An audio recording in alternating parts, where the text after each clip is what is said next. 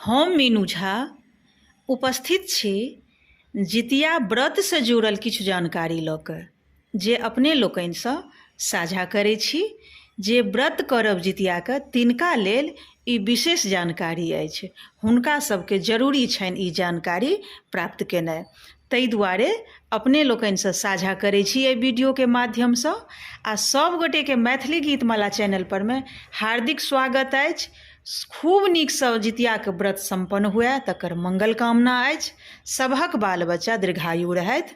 तऽ सुनू ई जितियासँ जुड़ल, जितिया व्रतसँ जुड़ल ई जानकारी ई अछि जे जितियाके व्रत करब, उपास करब जे, ओ तावत तक साग सब्जी नहीं काटब जाबत तक अष्टमी तिथि रहतै। जखन से व्रत शुरू करब तखन से लऽ के पारणके टाइम तक साग सब्जी नहीं काटब।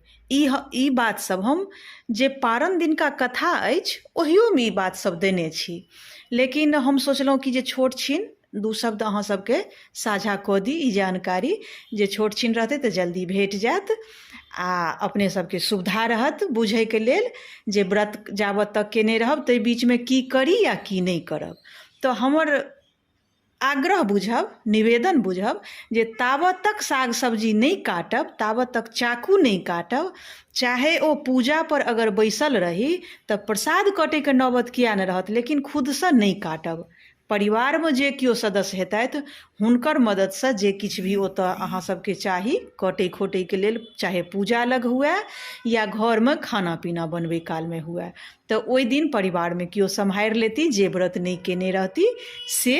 लेकिन जे व्रत केने रहब ओ कोनो भी चीजके काट खोट नहीं करब, कोनो भी चीजके तोड़ब नहीं, फूलो नहीं ओहि दिन अपनेसँ तोड़ि कऽ आनब, तुलसियो पात नहीं तोड़ब, दूभि तक नहीं खोंटब, किनकोसँ तोड़बाकऽ खोटबाकऽ ई सब सबटा पूजा लगमे सामग्रीके ओरियान करबा लेब किनको औरसँ, लेकिन जे व्रत केने रहब ओ नहीं करब। ई हमर निवेदन अछि। धन्यवाद। जय मिथिला, जय मैथिली।